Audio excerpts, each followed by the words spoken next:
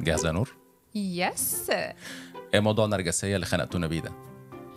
انت عارف ان الموضوع ده الاكسبريشن ده بالذات دمر العديد من العلاقات، واصبح تقريبا أيوة. يطلق الاكسبريشن ده على 80 او 90% من الرجاله غلابة ان هم نرجسيين. غلابة، مع ان في ستات نرجسية ويمكن النسبة اكتر. طيب ما تيجي نشوف ايه سبب الاكسبريشن ده بقى منتشر قوي مع 2 في البرنامج بتاعنا النهارده. اوكي انا موافق. تعالي نشوف النهارده ونشوف رأي الناس في الموضوع ده ايه. هل الرجالة فعلا نرجسية وذكورية سامة؟ وهل الاكسبريشن ده اساسا صح ولا غلط؟ وصح ولا غلط؟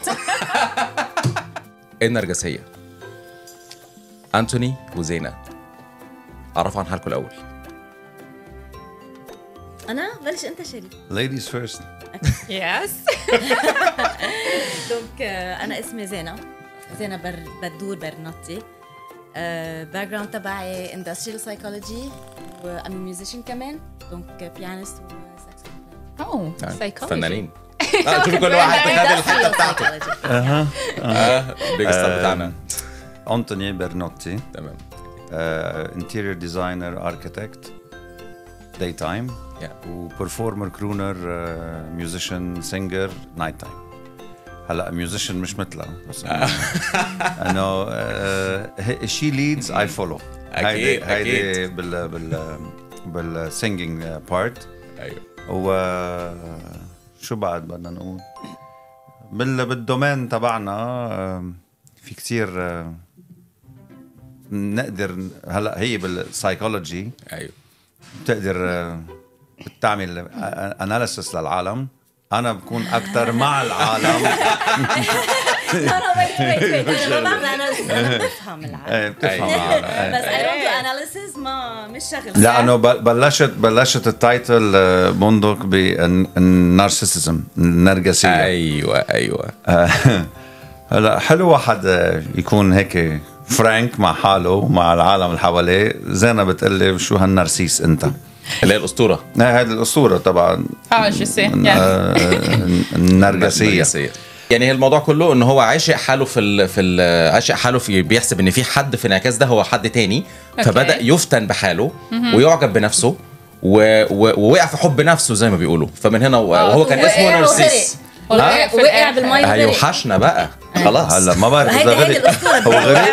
هو غرق بالمبدأ. لا فتسبح وبيعمل كرول وباتر فلاي وعربش وعامل دايفنج كذا مرة تيشوف هو كيف بده يطور حاله. شو غرق دغري هيك. لا ما هيدي الأسطورة. اوكي this is the legend. طيب خليني ابدا بزينة. زينة ليه كست شايفة ان مش واخدة بالك ان النرجسية بقت منتشرة قوي واي حد بيوصم بانه نرجسي؟ هلا صار عم يستعملوها كتير. مثل حدا بيقول دبرست.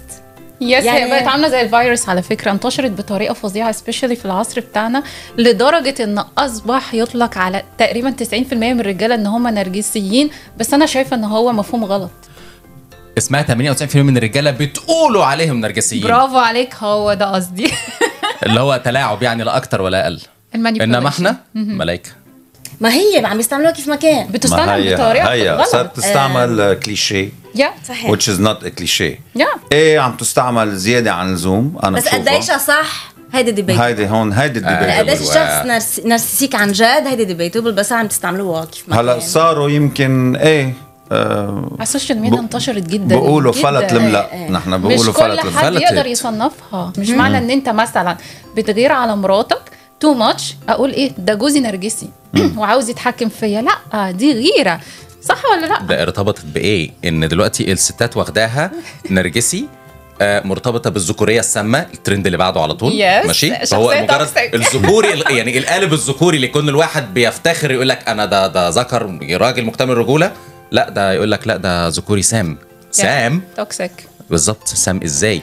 فابتدت يعني تصنف على حسب اهواء الشخص. وهي صارت كمان الاكسبانشن اذا بدك او الانفتاح تبع النسوان. طول عمري انا بقول وهي بتعرف انه في عندك ايكواليتي بين الرجال والمرأة. انا هيدي مش معناتها انا فيمينست، ما بعرف شو صنفه هلا مثلا فيمينست صار هلا كمان تغير التصنيف، هلا صار تغير تصنيف انه فيمينست فوقتي دلوقتي انه شمت نفسها انه الخبريه لا انه لا مش لا بيقولوا كمان عنا بالعالم لا طخه ولا كسر له مخه، يعني it's not the way women should be or the men should be بالضبط، ويتحكموا بالنسوان or العكس كمان، ما هي كلها سوا it's a give and take. هلا عم بقرا وراك انا ما بعرف اذا وراي في double couple so this is the couple thing بده يكون double way يعني va et vient، يعني بيني وبين المرأة الست ست والراجل راجل من الاخر، الست والراجل راجل، وفي لينك في لينك بيناتهم، في بيكملوا بعض. هي دي اهم نقطة على فكرة. بس زينة انت مش شايفة انا كراجل ماشي شايف ان ده موضوع اطلاق صفة النرجسية على اي حد مش عاجبني من قبل الستات، يعني هو عبارة عن نوع من انواع التلاعب manipulation. بتتلاعب باللي قدامها، ايه اللي هو اتهمك بتهمة عشان احطك في موقف دفاع. هيدا هروب بالظبط، هيدا هروب وضعف، لانه الشخص النارسيسيك كتير مأذي.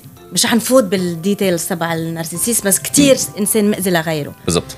بس اذا كمان الشخص اللي قباله اللي عم بحكي عادة المرأة كانت هي ضعيفة، كانت هي ما عندها ثقة بحالها، كانت هي ما بتعرف تفرض حالها، تهرب سولو كاشي انه هو نرجسي. بس في ستات برضو تصنف نرجسيين. دفنتلي هلا عادة الرجال اكتر، بس في بس مش هنقول نرجسيين برضو، هنرجع لنفس النقطة. ممكن تكون يعني شوية اللي هي بتحب ان هي عارف تتلاعب بالشخص، بمعنى ايه؟ انت مثلا بتحبني قوي وانا ابدا اديك ايموشن كتير كتير كتير، بنفس الفكره للراجل. بعد كده اول ما احس ان انت خلاص انا امتلكت حبك، ابدا ان انا اطلع عينك بقى والففك حوالين نفسك، اللي هو ايه يا جماعه العقد النفسيه دي الحياه سامبل، ان الست ممكن تكون شخصيه سامه، اسلوبها سام في التعامل، ان هي مش قادره تدي للراجل اللي هو برضو اللي هو محتاجه. فاللي هو احنا ليه وصلنا للنقطه دي؟ بس معلش بدون قطع كلامكم، انا عندي بس نظريه ارتوازيه صغيره كده. انا شايف ان اساسا هي صفه النرجسيه هي اتخلقت للستات حصرا، مش حصرا يعني اكتر. ليه؟ لان الست معروف عنها اعجابها بنفسها. ماشي، ستات نرجسيه كتير جدا هيدا قوي. ما احنا لسه رجعنا على النرجسيه.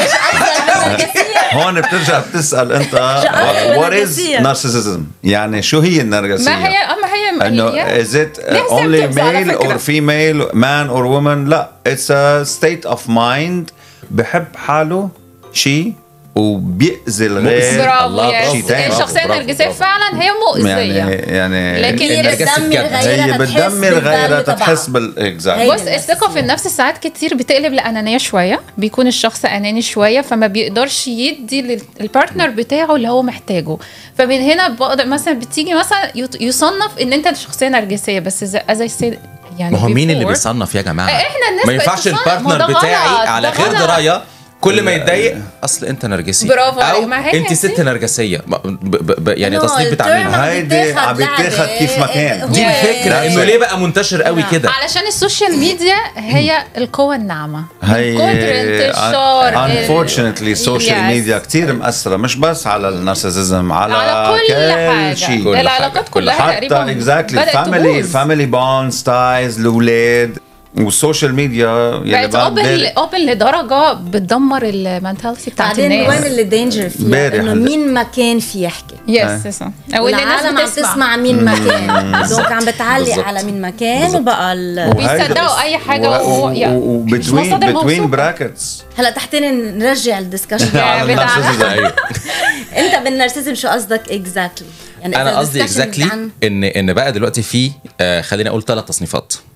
النرجسي الفعلي، النرجسي اللي هو مش نرجسي، هو مجرد شخص واثق من حاله او واثقه من حالها كراجل او ست، او الشخصيه اللي بتكون توكسيك شويه. واخر حاجه خالص هو اللي هي انه لا نرجسي ولا حاجه، ولكن هو زي ما تقولوا بقى خلاص بقى ترند دلوقتي، فاي حد مضايقني يلا نرجسي، وخصوصا بتاع على الرجاله. هيدا فولوور، هيدا مش توكسيك بس، هذا مأذي عم بدمر غيره. ده اكيد it's not a toxic relation, it's a toxic towards everyone. بتبقى على فكره هي الفكره يا جماعه ان ما حدش فينا ملاك، كلنا فينا عيوب، بس الفكره ان الناس دلوقتي او ما بقوش قادرين يتقبلوا بعض، ما بقوش قادرين يستحملوا من ورا السوشيال بعض. ميديا وقت يكون واحد عنده 5000 فولور او 10000 فولور وياخد 100 لايك، بالنسبه لي اتس نوت. بس في حاجه بقى هيدا وانا بتكلم فيها على الستات برضو ماشي حلو سوري يعني عشان خدي من قلبي وسري ماشي.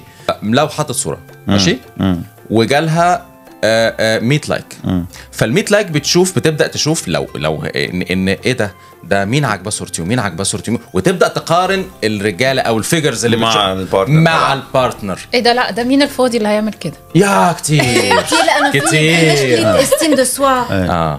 شو سيلف استيم شو بلا سيلف استيم خلينا ثقه بحاله. ايه بس اذا اكثر من ثقته بحاله، اذا الشخص كان مرة أو رجل عندهم سيلف استيم واطي، لو شو ما صار رح يضلوا جالس من غيرهم، رح يضلوا مش مقتنعين بحالهم، رح يضلوا الثقة بالنفس. هي الثقة بالنفس هي يلي يعني في غنية لنانسي عجرم بتقول شو واثق من حاله شو بتمانش حياتك يا بالتهيئة. هو وقت الواحد واثق من حاله ما شو واثق. نانسي عجرم انا بحبها. لا حبيبي على نياته كل بنات اخواتي. هيدا صار شيء ثاني. هيدا شو واثق من حاله شو قلبه قوي. ما بعرف شو الغنية، شيخ الشباب اسمها. هيدا نارسيستيك للزلمة بالضبط. انه بس هو واثق على فكرة. الثقة بالنفس بالعكس هي كست المفروض تقدر انه واثق من نفسه. لو مهزوز صح مهزوز نرجع على الضعف وعلى الهروب اللي قلته بأول شيء. لو مهزوز هي اول واحدة مش هتبقى مبسوطة معاه. صح، لان الست دايما هي في سعيها بتسعى للامان. سيبري هو ده النقطة بتاعتنا الأمان. بس برضو بصي يا بندق، في دلوقتي مثلا انت او اي واحد رايح يرتبط بواحدة عارف ان هي مثلا شغالة مغنية وليها ستايل لبس معين، فبيبدأ الراجل عاوز يرتبط بيها وبيحبها بالشكل اللي هي عليه، فبعد ما بيرتبطوا ببعض ويحبوا ببعض بيبقى عاوز يغيرها، مش عاوزك تشتغلي مغنية، مش عاوزك تلبسي كذا. ده ايه بقى؟ ده معناه ايه بقى؟ عم يهرب من الواقع تبعه. هيدا ما عندوش ثقة، وعي فيه الرجولية فجأة، مش وعي فيه الرجولية، عم بخاف من انه يندعس.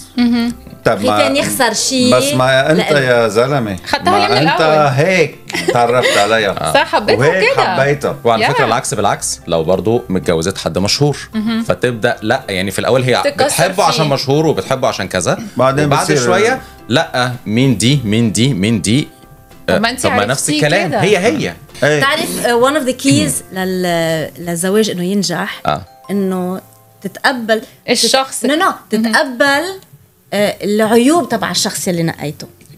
وانس تقبلتهم وبراسك حسب نحن ما بدك تغيري لبعدين you're good.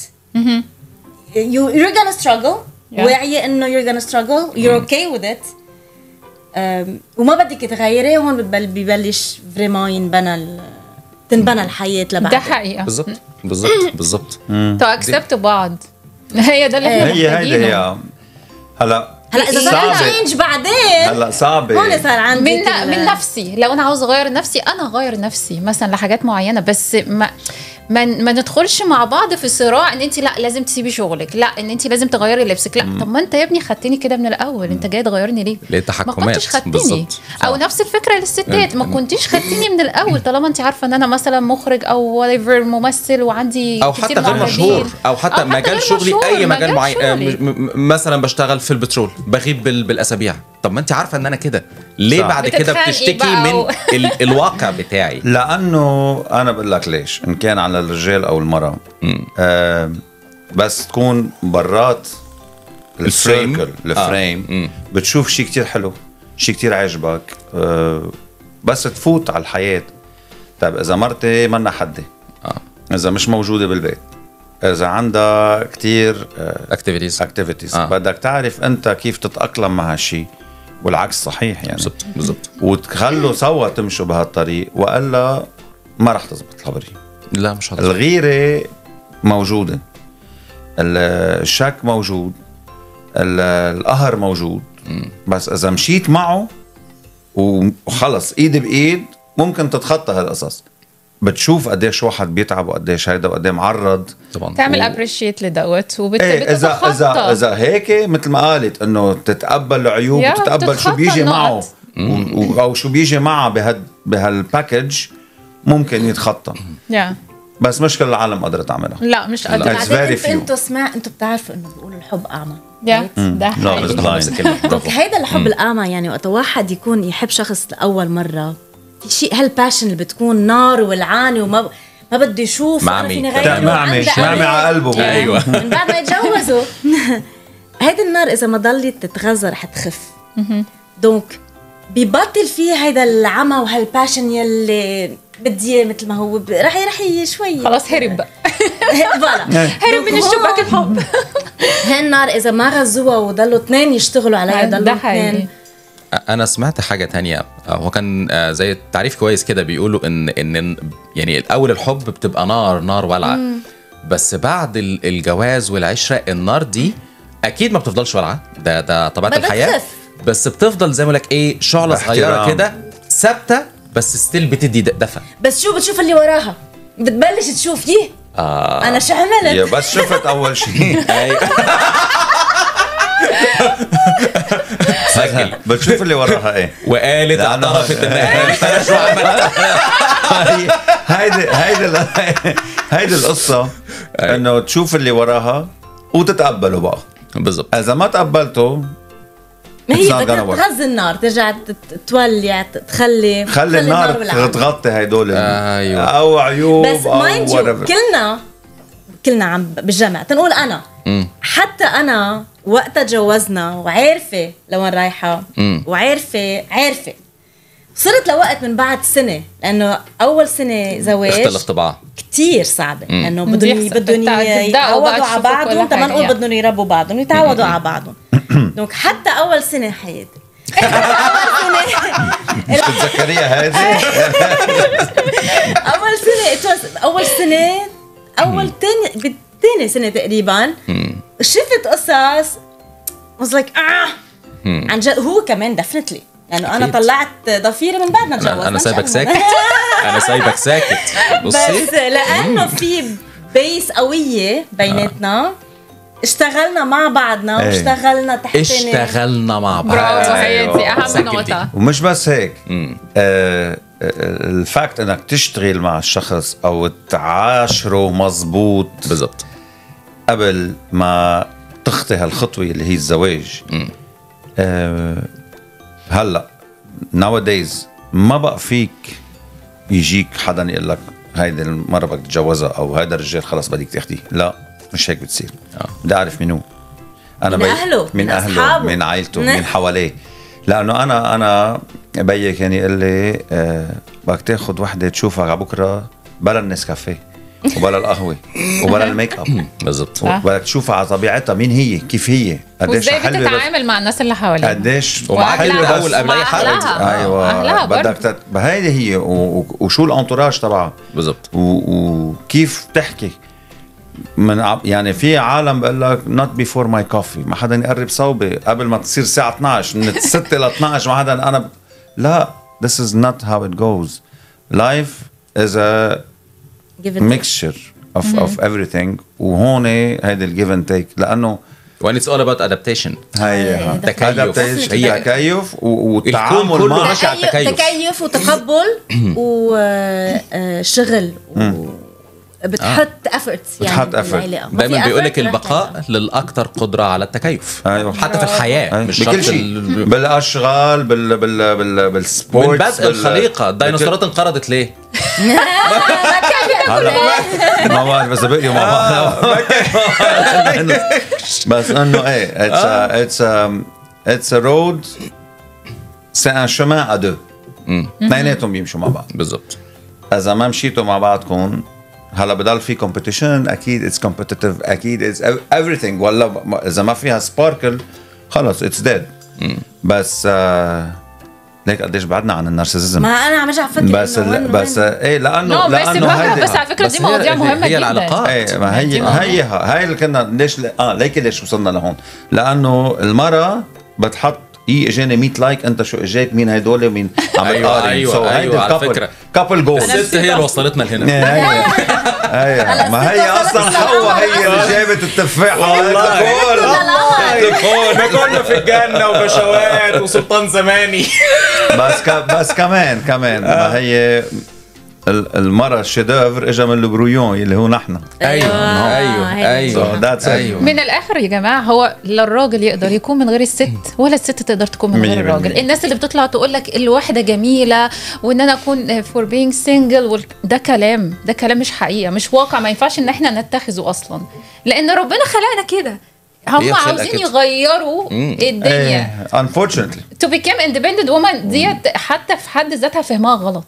لا في وحده طلعت هذيك المره على التيك توك سوشيال ميديا عم تقول I'm a very independent woman. ايوه بس I need a man in my life. هو ده ما عشان كده بقول ما هي حسب شو independent woman. عشان كده بقول ضد شيء اسمه رجال او انا. هو مفهومها حتى اصبح غلط. حتى هدول التوك شو اذا بتحضرون كيف هيك نحن قاعدين بس بكونوا اكثر، بكون في رجالين يمكن شي 6-7 بنات بيسالون اسئله انه بصيروا انه لا they don't need men, they don't need. قال لهم اوكي بتغيروا دورير سيارتكم، بيسكتوا كلهم. تحطوا زيت بالسياره، لو هجم عليكم حد في الشارع فيكم تطلبوا مساعدة ست او كده بالظبط. هلا في نسوان بيقدروا يدافعوا عن حالهم اكثر مني ومنك، بس بحطونا بالارض نحن انا وياك. لا لسانهم يا انتوني، لسانهم غير عادي. دافع عن حمده تطلع بلسانها تلبك وترجع. هيدا حبيتها تلبك وترجع تاني. بس انه امان از امان من طول عمرها. يا الامان وومن از وومن، وبوث اوف ذم هن بيعملوا فاميلي او هالاسره. لان هو الراجل هو الباك بون بتاع الست من الاخر. يعني هو السند، هو الامان. فعشان كده هي الفكره ان احنا العلاقات لازم ترجع زي والست زمان. ايه يا نور للراجل برضو سند ليه، لازم واحتواء وحب وكل حاجه. ما هو سند نفسيا، هو سند. it's the same shape بس different way for giving. different way exactly. so هن بيكملوا بعض، هو اثنين. المرأة للرجال هي الباك بون تبعه، والرجال للمرأة هو الباك بون تبعه بالضبط. تيقدروا يمشوا بدهم يسندوا بعض. يعني مش بس هي سندة وانا سندة، وعم نسند بعض تنمشي. والسند بالحاجة اللي كل حد بيعرف يعملها. الراجل بطبيعته الذكورية، عشان لو كلام بيضايق يعني الراجل بطبيعته هو يعني مخلوق للحماية للأمان. بس برضو طبيعة الست ايه اللي هي بقى بتزود بيه الراجل؟ الاحتواء. انا مش عارف ليه الاحتواء دلوقتي يبقى مرمي على الراجل. الاحتواء معظمه ست. الاثنين اللي هو بيرجع بيته مرتاح. صحيح. يرجع بيته هو راجع عشان مش عشان ان مثلا هو مش طالب من الست امان، ولا طالب من الست توفير موارد، ولا طالب من الست حسب اتفقوا حسب كيف طبيعة. لا طبيعي. بس هو عم بيحكي الطبيعة البيور. لا ده اللي هو الحب والحنان. طبيعة الرجال بيتصيد عم نحكي مثلا يعني المرأة هي اللي بتهتم بالولاد وتحتوي تحتوي الراجل والولاد والراجل. اوف كورس بس انه انا لم اجد من يحنوا عليا. بده حنية بده يجي على انا لم اجد من يحنوا عليا. بس كمان هلا ما بتصور صار بس الرجال بيعمل هيك وبس المرأة بتعمل هيك، صاروا اثنيناتهم بيعملوا اثنين سوا. بعدين لا بيجتمعوا كومبليسيتي. يعني ما في المرأة ما في رجال يتكل انه المرأة بدها تعطيه حنان وهو ما بيعطي شيء. يس هو ما يديش. يس هلا اثنيناتهم بيعملوا، خاصة مع الايام اللي وصلنا لها اثنيناتهم بقت خلص كل حاجة بكل شيء وبيتقاسموا وبيتفقوا شو بدهم يعملوا سوا. حسب كيف بدي اقول السوسيتي، مجتمع. حسب المجتمع. من زمان كانت المرأة بدها تضل قاعدة على جنب من زمان. بعدين صارت تتقدم انه المرأة صارت ما كان بدها، كانت مضطرة. كان مجبورة. ما انا قلت كانت مجبورة تقعد على جنب. بعدين صارت تقدمت الامور. هلا مثلا you have pilots نسوان. اكيد طلعوا على القمر بالنازا نسوان. انا ما بقول هناك ما نزلوش. انا ما بعرف اذا نزلوا او لا، بس انه الخبريه انه انا مع هالاوفرتور تبع النسوان. بس ان الست ما تنساش نفسها ان هي في الاخر انثى. ايه يعني حسب وين. هقول لك حاجه في احصائيه كتيره ماشي. قال لك اسره وراجل وست اللي هم الافريج، راجل وست كسبوا اللوتري. لو راجل وست كسبوا اللوتري، كسبوا اللوتري ربحوا اللوتري. الراجل لو ربح اللوتري هيتجوز واحده ثانيه. لا على الاغلب الراجل هيدلع اهل بيته وتمام وزي الفل، الخير هيعم على حسب الراجل. الست في معظم الاحصائيات تقول خلاص انا ما بقتش محتاجه في حاجه. لا اول حاجه باي باي هتوحشني. ما بعرف الاحصائيه دي احصائيه انا لسه عاملها حالا دلوقتي. ما بعرف statistics تبعك منين جايبهم هذه لسه حالا والله. هلا مثلا لسه حالا في واحد بيسألها لمرته honey if I won the lottery what would you do؟ قالت له if you won the lottery I would pack my stuff and leave you. بياخد نصهم؟ بياخد نصهم. I would pack my النص لأنه you know. قال لها very good I won $20 this is $10 pack your stuff and leave. يبقى أنا صح. هلا هيدي نكتة. ربنا رصاني والله. بس إنه لا كمان نرجع على الأسرة هي اللي تكونت حياتها يا جماعة. هي كيف تكونت الأسرة. والستات شاطرة في دي. أنا أصلا تعرفكم على حالي. أنا وزارة الداخلية والشؤون الاجتماعية والداخلية. هو وزارة المالية والشؤون الخارجية. متفقين على هالشيء. كل واحد يشتغل بدومانه.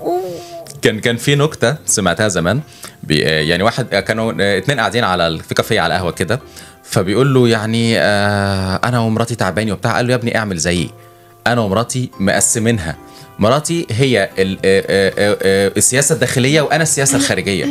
قال له ده يعني ايه؟ قال له السياسه الداخليه يعني هي بتشوف العيال وهناكل النهارده وهنصرف الفلوس فين والحاجات اللي طالبه للبيت ومش عارف ايه.